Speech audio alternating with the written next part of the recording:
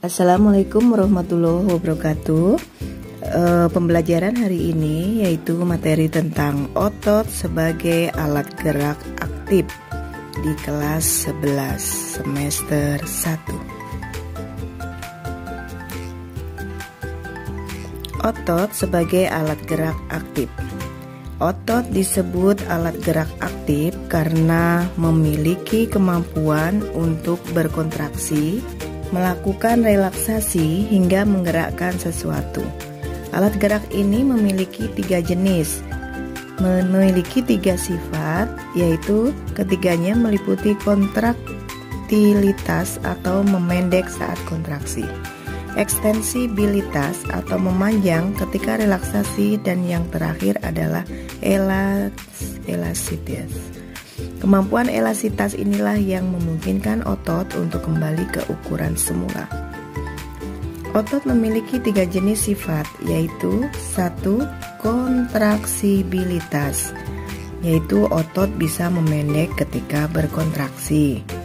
Pada sifat ini, otot akan memendek dari ukuran semula, sehingga tulang berubah posisi.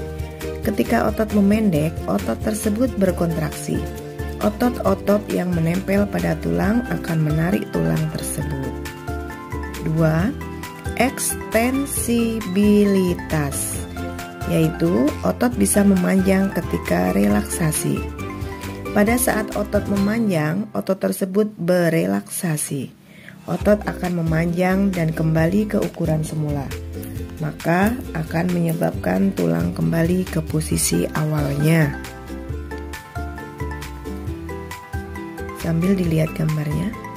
Yang ketiga, elastisitas, yaitu kemampuan otot untuk bisa kembali ke ukuran semula. Setelah melewati proses pemanjangan atau pemendekan, sifat elastisitas menunjukkan kemampuan otot dari berkontraksi menjadi relaksasi atau sebaliknya.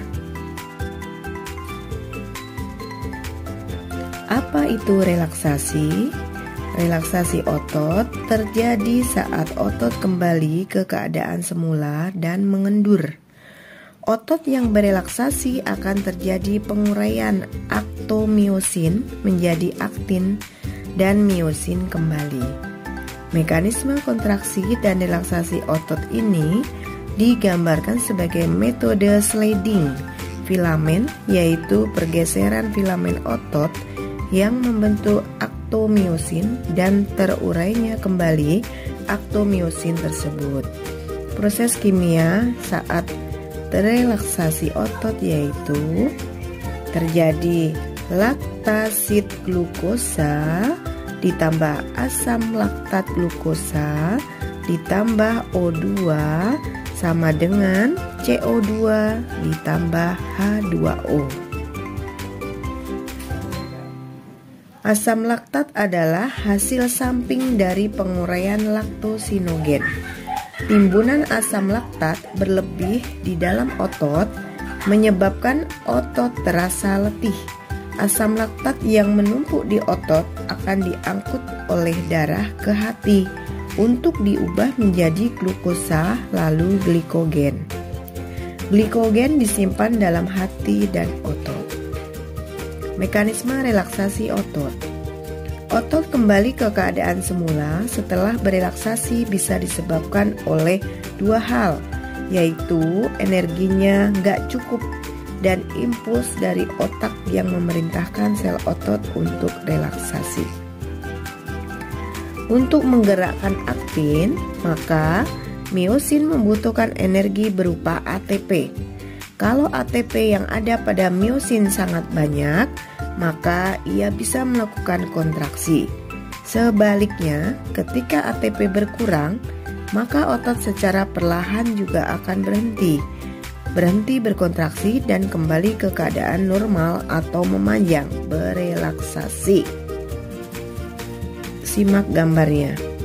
Otot tricep berelaksasi, otot bisep berelaksasi.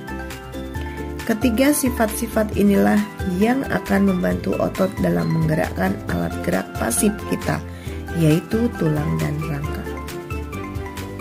Ya, setelah memahami, maka kita lanjutkan untuk mencoba soal-soal.